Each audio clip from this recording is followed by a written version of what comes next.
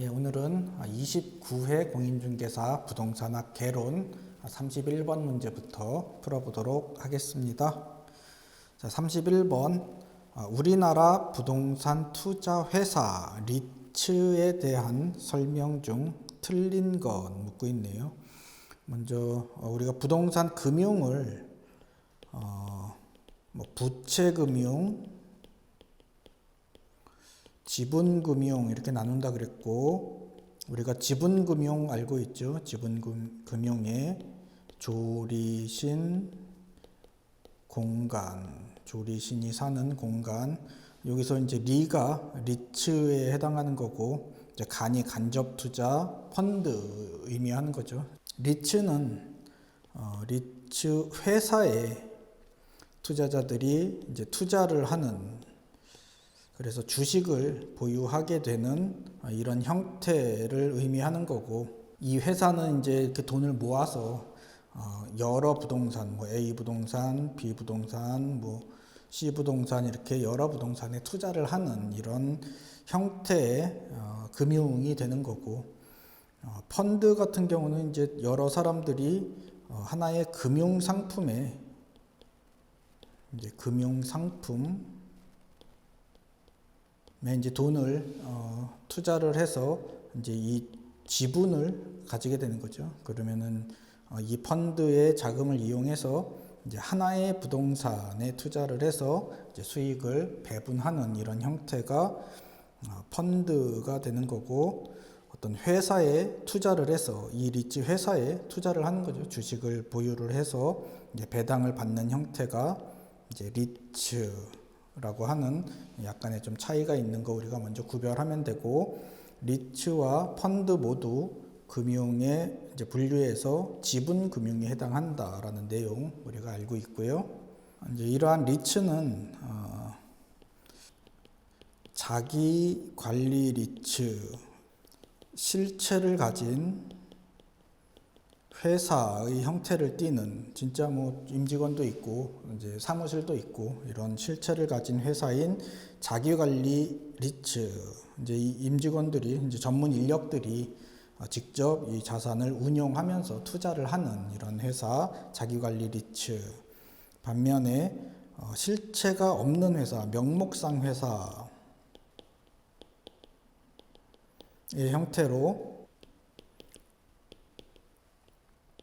위탁관리 리츠하고, 위탁관리 리츠와 동일하지만 투자 대상을 기업 구조 대상 부동산에만 투자를 하는 기업 구조 조정 리츠, 요거는 상당히 유사하죠. 투자 대상만 다를 뿐, 이렇게 크게 두 가지 또는 기업 구조 조정까지 세 개로 나눌 수 있다라고 우리가 알고 있고, 이제 자기관리 리츠 같은 경우는 설립할 때 5억, 그다음에 최저 자본금 70억 이렇게 조금 이제 큰 금액 자본금 요건이 있고, 위탁관리 리츠 같은 경우는 이제 자기관리 리츠보다 좀 적은 금액, 설립 시에는 3억, 그다음에 최저 자본금 50억 이런 자본금 관련 규정이 있다 정도 우리가 공부하셨던 거 이제 전부 다 기억하실 거예요. 이 내용만 우리가 알고 있어도 부동산 투자회사 리츠에 관련된 문제들은 대부분 좀 해결하실 수 있으리라고 이렇게 생각됩니다. 문제 한번 보겠습니다. 1번. 자기관리 부동산 투자회사의 설립 자본금은 5억 원 이상으로 한다. 이제 실체형 회사인 자기관리 부동산 투자회사는 이제 5억이다. 반면에 위탁관리 리츠 같은 경우는 3억, 설립 자본금 3억 원 이상인데 반해서 자기관리는 5억이다 라는 거 알고 있고요. 맞는 내용. 2번. 위탁관리 부동산 투자회사 및 기업 구조조정 부동산 투자회사의 설립 자본금 3억 원 이렇게 나와 있네요. 3번. 공인중개사로서 해당 분야에 5년 이상 종사한 사람은 자기관리 실체형 회사를 가지고 있는, 회사의 모습을 가지고 있는 자기관리 부동산 투자 회사의 자산운용 전문 인력이 될 수 있다. 맞는 내용입니다. 4번. 위탁관리 부동산 투자 회사는 본점 외의 지점을 설치할 수 없다. 위탁관리 부동산 투자회사는 페이퍼 컴퍼니죠. 이제 명목상의 이런 회사이고 본점만 있고 지점을 설치할 수 없다라는 내용도 맞는 내용이고, 5번 부동산 투자회사는 현물 출자에 의해서 설립이 가능하다라는 게 잘못된 지문. 이 지문도 많이 나온 내용이죠. 아마도 현물 출자에 대한 어떤 적절한 평가를 내리기 어렵다 보니까 이 회사가 좀 부실화되는 것을 막기 위해서 설립 전에는 현물 출자가 불가능하고, 이제 설립한 이후에도 현물 출자에 대한 좀 제한이 있는 상황이다라고 이해를 하시면 좋으실 것 같습니다. 답은 우리가 쉽게 찾으실 수 있으시고요. 32번 사업주가 특수 목적 회사인 프로젝트 회사를 설립하여 프로젝트 금융을 활용하는 경우에 관한 설명으로 옳은 것은 이제 프로젝트 파이낸싱에 관련된 문제죠. 프로젝트 파이낸싱 같은 경우는 이제 모 회사가 어떤 은행에 직접 이렇게 자신의 이름으로, 스폰서 자신의 이름으로 돈을 빌리는 게 아니라 SPC라고 하는 특수 목적 법인을, 특수 목적 회사를 이제 하나 세우는 거죠. 그래서 이제 SPC가 자신의 프로젝트를 담보로 해서 은행에 돈을 빌리는 이런 형식으로 이제 금융을 일으키는 이런 모양이 되고, 모 회사가 SPC를 만들긴 했어도 모 회사와 SPC하고는 이렇게 단절이 돼 있죠. SPC에서 하는 사업이 잘못된다고 해도 모 회사에 영향을 미치지 않는다라는 이런 특징이 있어서 대신 금리가 좀 비싸겠죠. 그러함에도 불구하고 모 회사는 이제 이런 위험 부담을 지지 않으니까, 이게 사업이 잘못됐을 경우에도 위험 부담을 지지 않으니까 이제 SPC를 이용해서 PF 프로젝트 파이낸싱을 일으키는 이런 금융의 모습을 좀 많이 가져가고 있는 그런 상황이죠. 내용 지문 한번 보시겠습니다. 1번 프로젝트 금융의 상환 재원은 사업주의 모든 자산을 기반으로 한다. 잘못된 거죠. 프로젝트 금융은 이 별도의 SPC 회사의 이제 프로젝트를 담보로 해서 앞으로 이 사업을 이제 잘 진행을 해서 이제 돈을 갚겠다라고 하는 이 프로젝트를 담보로 하는 거지, 모 회사가 가진 자산이라든가 신용이라든가 이거 하고는 완전 별개의 것이기 때문에 사업주의 자산을 기반으로 대출을 해주는 것이 아니라 이제 SPC의 이제 프로젝트를 담보로 돈을 빌려준다. 따라서 이 프로젝트가 잘못돼도 모 회사는 책임지지 않는다. 이런 특징이 있고요.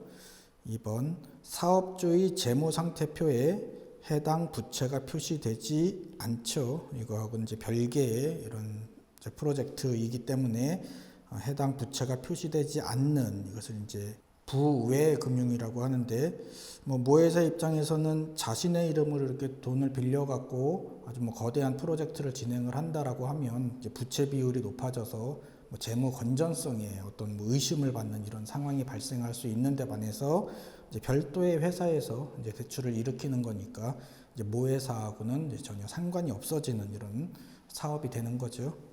3번 해당 프로젝트가 부실화되더라도 대출 기간의 채권 회수에는 영향이 없다. 잘못됐죠. 영향이 많죠. 이 프로젝트가, 이 사업이 뭉개지면 모 회사에다가 책임을 어떻게 물을 수 있는 그런 상황이 아니기 때문에 대출 기간의 부실화가 이제 예견되는 이런 상황이 되겠습니다. 4번 일정한 요건을 갖춘 프로젝트 회사는 법인세 감면을 받을 수 있다. 일정한 요건을 갖춘 90% 이상 배당을 해주는 이런 경우에 법인세가 면제되기도 하고 감면되기도 하고 취등록세도 감면되는 이러한 혜택이 좀 다양하게 있는 것 같아요. 5번 프로젝트 사업의 자금은 차주가 돈을 빌린 사람이 임의로 관리한다. 말이 안 되죠.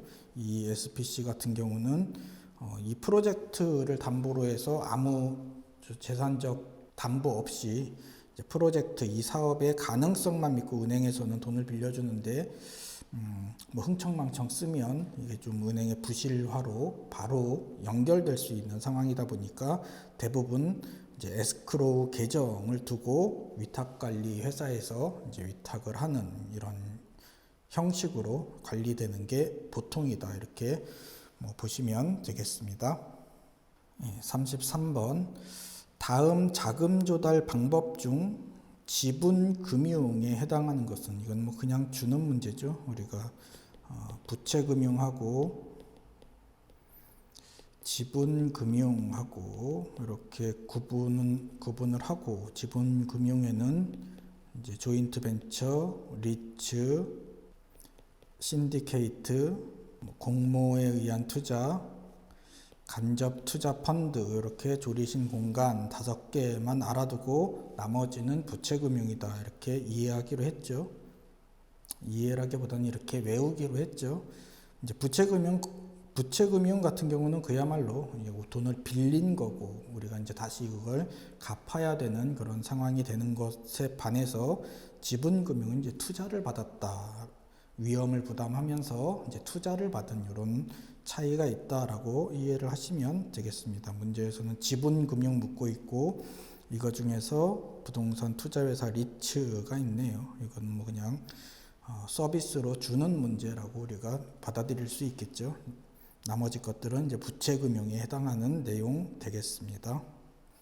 34번 A씨는 8억 원의 아파트를 구입하기 위해 은행으로부터 4억 원을 대출받았다. 은행의 대출 조건이 다음과 같을 때 A씨가 2회차에 상환할 원금과 3회차에 납부할 이자에 이렇게 두 부분을 물었네요. 순서대로 나열한 것은 하면서 봤더니 원리금 균등 상환 방식을 묻고 있네요. 원리금 균등 상환 방식은 원리금은 매년 동일한데 이제 횟수에 따라서 원금과 이자액은 계속 변해서 한 땀 한 땀 우리가 좀 계산을 해줘야 되는 이런 불편함이 있는데 그것을 3회차까지 물어보는 정도면 이게 뭐 우리가 몰라서 못 푸는 게 아니라 보나마나 조금 시간이 많이 걸리는 이런 문제구나라고 생각하시고 경우에 따라서는 별표 해놓고 나중에 좀 여유 있게 이렇게 시간 확보해서 푸시는 것도 좋은 방법이고 아니면 뭐 우리가 뭐 열심히 해서 이런 거 좀 익숙하게 빨리빨리 계산하실 수 있게끔 준비되어 있는 분은 1분 30초 투자해서 뭐 구하실 수도 있으실 것 같긴 해요. 우리가 방법을 모르는 건 아니니까 원리금 균등 상환 방식이 뭔지도 알고 원리금이 이렇게 매년 균등하고 여기에서 원금 점점 해가 갈수록 늘어나겠죠. 이자 점점 줄어들겠죠. 이렇게 원금과 이자로 나눌 수 있다라는 것도 우리가 알고 있고요. 먼저 원리금 먼저 구해보면 원리금은 빌린 돈 곱하기 저당상수 해서 우리가 구하는 거 알고 있죠. 원리금은 빌린 돈 곱하기 저당상수 하면 매년 갚아야 되는 동일한 금액의 원리금이 나온다라고 했으니까 빌린 돈 4억이고 저당상수 0.087이라고 값을 줬으니까 둘이 곱하면 원리금은 3,480만 원. 요게 1회차도 그러하고 2회차도 마찬가지로 3,480만 원 될 거고 3회차도 3,480만 원 이렇게 계산이 되겠죠. 그 다음에 이자 같은 경우는 1회차에는 아직 돈을 하나도 안 갚았죠. 4억 원이 지금 그대로 있는 거고 그 4억 원에 대해서 우리가 이자는 6%를 내야 되니까 첫해 이자는 4억 곱하기 0.06 하면 2,400만 원 이렇게 계산이 되겠습니다. 그러면 원리금 중에 2,400만 원이 이자니까 원금은 요 금액을 뺀 1080만 원이 원금이 되겠네요. 그럼 이제 2회차 같은 경우는 뭐 원리금은 동일할 거고 이자가 이제 조금 바뀌겠죠. 왜냐하면은 1회차에서 우리가 원금을 지금 1080만 원을 갚았으니까 4억에서 1080만 원을 뺀 요 잔금의 0.06, 6%만 우리가 이자를 부담을 하면 되죠. 요거 계산하면 2335만 2천원 이렇게 계산이 되겠네요. 이자가 1회차보다 당연히 줄어들겠죠. 원금을 조금 갚았으니까. 그럼 2회차 때도 마찬가지로 원리금에서 이자 부분을 빼면 이제 원금이 해당하는 얼마를 원금을 갚았는지 나오겠죠. 여기에서 이자를 빼면 1144만 8천원 이렇게 금액이 나오겠네요. 그럼 먼저 문제에서 2회차에 상환할 원금이 얼마인지 물었으니까 여기서 구한 요 해당 금액이 2회차에 우리가 상환하는 금액이다라는 거 알 수 있겠죠. 그러면 답이 2번 아니면 3번 둘 중에 하나 있겠네요. 근데 다음에 3회차에 납부할 이자액까지 물었으니까 여기 3회차에 납부할 요 이자액은 이제 잔금을 먼저 구해야 되겠죠. 잔금은 아까 4억 빌려서 그 중에 1080만 원 첫 해 갚았고 두 번째는 1144만 8천 원을 갚았으니까 또 여기에서 1144.8만 원을 빼준 요게 잔액이 되는 거고 이 잔금의 0.06 하면 3회차에 부담해야 되는 이자 금액 구하실 수 있으시겠죠. 2266만 5120원 이렇게 나오겠네요. 이렇게 해서 우리가 이자 구하실 수 있는 거고 3회차 원금 같은 경우는 당연히 원리금에서 이자 빼면 3회차 원금 해당되는 부분 나올 거고 4회차, 5회차 계속 구할 수 있죠.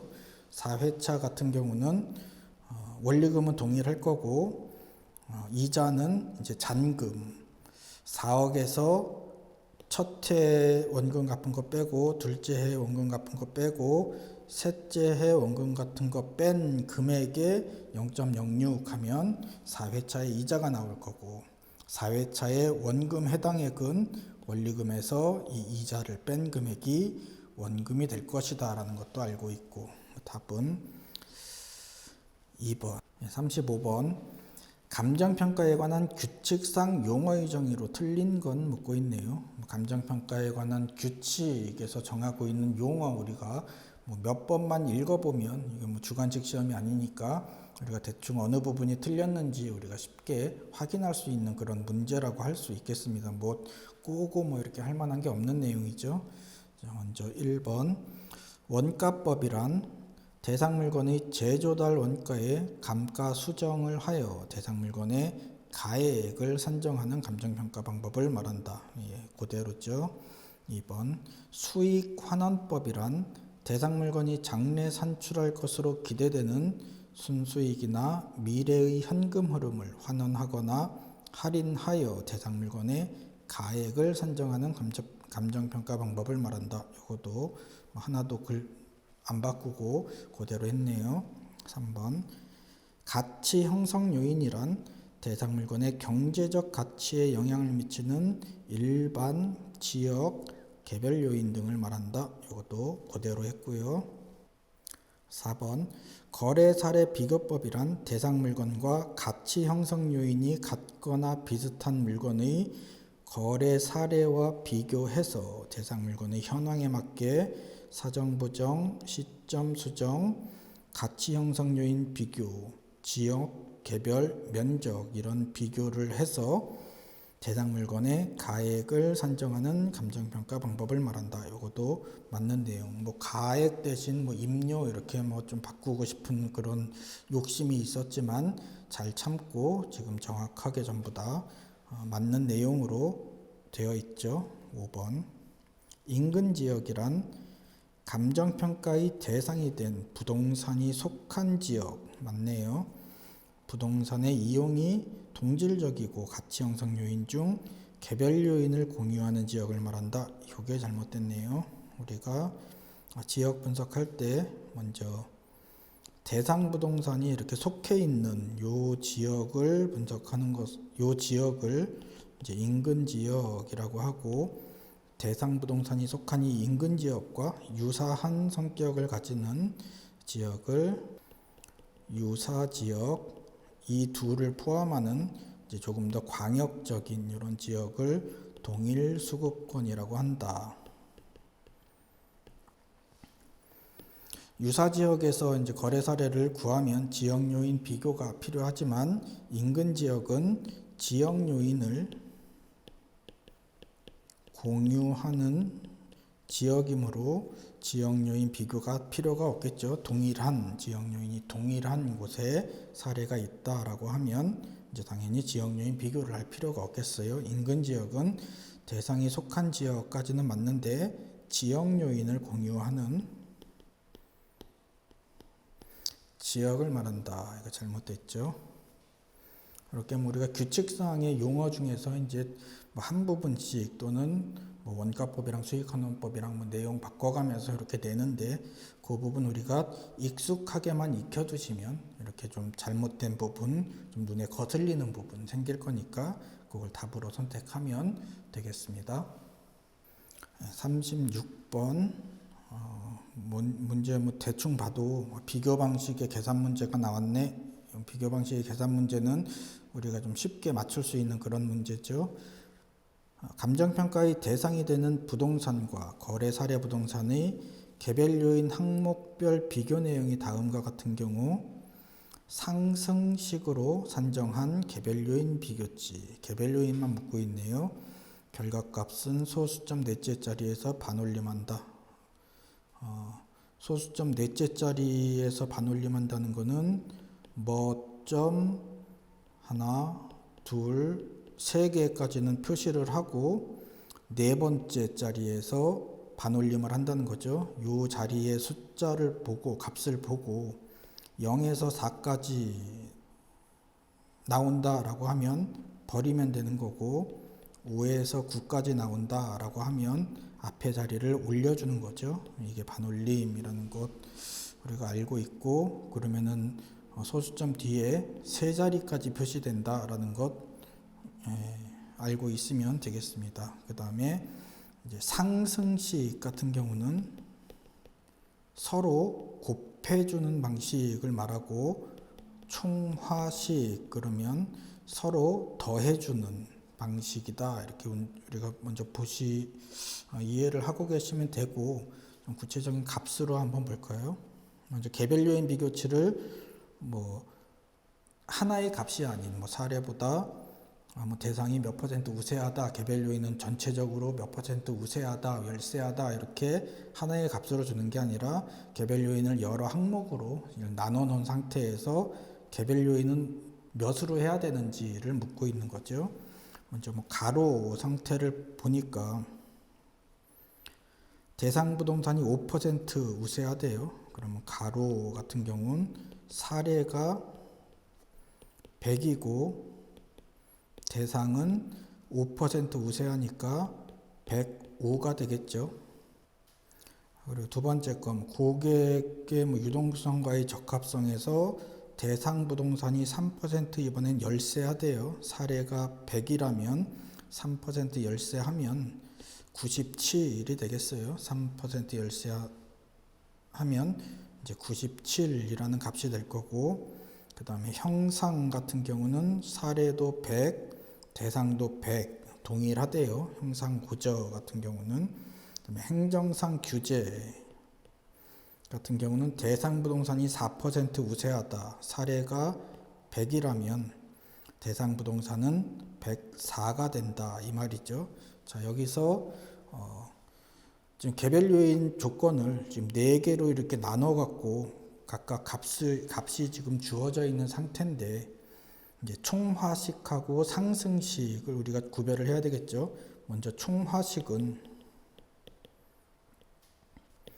요 개별 요인 나눠져 있는 요 값들을 전부 다 더해 준다라고 했죠. 사례 전부 다 더하면 400 되는 거고 대상 전부 다 더하면 405 나오겠네요. 이렇게 전부 다 요 비교 값들을 더한 다음에 사례분의 대상 이렇게 해주면 개별 요인 값 하나가 나온다는 거죠. 사례가 400이라면 대상은 405다. 요거 나눠주면 1.0125라는 요 값이 하나가 나오죠. 요게 두 부동산의 개별 요인 비교 값이다. 우리가 이렇게 이해를 하면 되겠고, 상승식이라는 것은 이제 각각 개별 요인 내용들을 서로 곱해준다라는 거죠. 그럼 요거는 100분의 105, 즉 1.05 곱하기 고전은 100분의 97, 0.97 곱하기 요거는 100분의 100이니까 뭐 1이겠죠. 1 곱하기 요거는 100분의 104, 1.04. 요 네 개의 값들을 서로 이렇게 곱해주면 1.05924 이렇게 나오고, 우리는 소수점 넷째 자리에서 이제 반올림 해줘야 되는데 값이 2니까 요 이하는 전부 다 버리면 되겠죠. 1.059 이렇게 답을 찾으실 수 있는 문제입니다. 상승식은 서로 곱해주고 총화식은 모두 더한 값들을 이용해서 이렇게 개별 요인 비교치를 만든다라는 거 이 문제 통해서 좀 정확하게 확인하시면 되고, 대부분 상승식으로 나오는 것 같아요. 뭐 이렇게 뭐 100, 105 뭐 이렇게 하는 거는 제가 총화식 보여드리기 위해서 이렇게 한 거고, 문제 나오면 상승식 보자마자 서로 곱해야지. 5% 우세함 1.05, 3% 열세함 0.97, 1, 1.04 이렇게 계산기 쳐서 바로 요 네 개만 곱해주면 답이 나오는 거죠. 이렇게 복잡하게 푸실 필요 없이 바로 그냥 우세하면 더해주고 열세하다 그러면 빼줘서 요 값들 서로 곱해주기만 하면 풀 수 있는 그런 어렵지 않은 이런 문제 되겠습니다. 37번 부동산 가격 공시에 관한 법률상 표준지 공시지가의 효력으로 옳은 것을 모두 고른 것은, 이 내용도 우리가 어렵지 않을 것 같죠. 기억, 토지시장의 지가 정보를 제공하죠. 국토교통부 장관이 감정평가사들을 모아서 전국의 대표되는 표준지들의 공시지가를 먼저 결정을 하고, 그 다음에 이제 시군구청장이 공무원들 동원해서 각각의 이 표준지 공시지가를 이용해서 각각의 개별 공시지가를 또 산정을 하죠. 그 중에서 이 표준지 공시지가 같은 경우는 토지시장의 지가 정보를 제공한다. 우리가 어느 지역의 뭐 가격 같은 것 확인을 할 때 표준지 공시지가가 전부 다 우리가 쉽게 정보를 찾을 수 있으니까 그 표준지 공시지가 이용해서 대략적으로 뭐 그 지역의 가격 수준이라든가 이런 것들을 확인하실 수 있으시죠. 일반적인 토지 거래의 지표도 될 거예요. 그 공시된 표준지 공시지가 정보 이용해서 토지 거래의 지표가 될 수 있고, 국가, 지방자치단체 등이 과세 등의 업무와 관련하여 주택의 가격을 산정하는 경우에 기준이 된다. 여기 주택이 나오면 안 되죠. 주택 가격을 산정하는 데 기준이 되는 것은 표준주택 가격.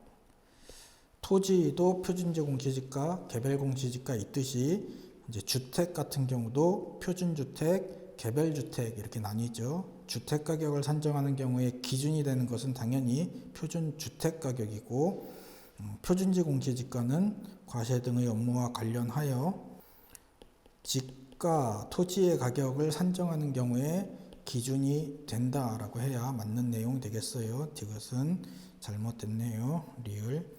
감정평가 업자가 지가 변동률을 산정하는 경우에 기준이 된다. 이것도 잘못된 내용이죠. 감정평가 업자가 개별적으로 토지를 감정평가하는 경우 기준이 될 수는 있지만 지가 변동률 같은 경우는 이제 국토교통부 장관이 한국감정원 시켜서 이제 각 지역의 지가 변동률을 산정하는 때에는 표준지 공시지가를 이용하는 게 아니라 이제 표본지를 이용해서 과연 지가의 변동 상황을 이제 조사하고 결정을 하는 이런 좀 별개의 지가 변동률 산정은 이제 별개의 과정을 거치고 표준지 공시지가는 이제 지가 변동률하고는 전혀 상관이 없다라는 것 이제 기억해둬야 되겠네요. 정답은 1번 찾으실 수 있으십니다. 38번 감정평가에 관한 규칙상 괄호에 들어갈 내용으로 옳은 건 묻고 있네요. 이것도 가장 기초적인 문제죠. 감정평가론에서 이렇게 계속 기초적인 문제만 나오고 있는데 감정평가론에서 이렇게 쉬운 문제만 나온다라고 우리가 또 생각하면 안 될 것 같아요. 29회에서는 특히 감정평가론에서 좀 쉽게 나온 거니까 우리 요거보다는 기초적인 내용보다는 우리 조금 더 많이 공부를 해서 좀 더 어렵게 나와도 맞출 수 있는데 우리 입장에서도 좀 너무 문제가 쉽게 나온 경향이 없지 않아 있으시죠. 그렇게 저하고 동일하게 느끼셨으면 좋겠습니다. 자, 요것도 뭐 용어 관련된 문제하고 크게 다르지 않죠. 원가 방식, 원가법 및 적산법, 원가법은 가격 구하는 거, 적산법은 임료 구하는 거. 이 원가 방식은 이제 비용성의 원리에 기초해서 기초한 감정평가 방식이다라는 거 우리가 뭐 너무 잘 알고 있는 내용이고요. 비교 방식은 거래사례 비교법, 임대사례 비교법. 요것도 가격 구하는 거, 임대사례는 임료 구하는 거. 얘는 시장성의 원리에 기초한 감정평가 방식이 비교 방식이고 이거에 더해서 우리 대한민국에는 공시지가 기준법 이라는 것도 이제 비교 방식을 조금 변형해서 우리가 사용하고 있죠. 공시지가 기준법. 공시지가 비교법 있고 기준법 있고 그러네요. 요 비교법이 아니라 우리 감정평가에 관한 규칙에서는 공시지가 기준법이라고 되어 있으니까 이것도 시험장에서 또 얼핏 보면 뭐 또 그게 그거 같고 또 그러실 수 있는데 이런 거에서 현혹되시면 안 되겠죠. 디귿번 수익환원법, 수익분석법, 요거 가격 구하는 거, 임료 구하는 방식, 수익성의 원리에 기초한 감정평가 방식은 우리가 수익 방식. 원가 방식, 비교 방식 나왔으면 그냥 뒤에 거 보지도 않고 우리는 수익 방식이 다음에 나오려니 하고 뭐 알고 있을 정도의 아주 그냥 기초적인 그런 문제로 출제가 되었네요. 39번 원가법에 의한 대상 물건의 적산가액 물어보고 있네요.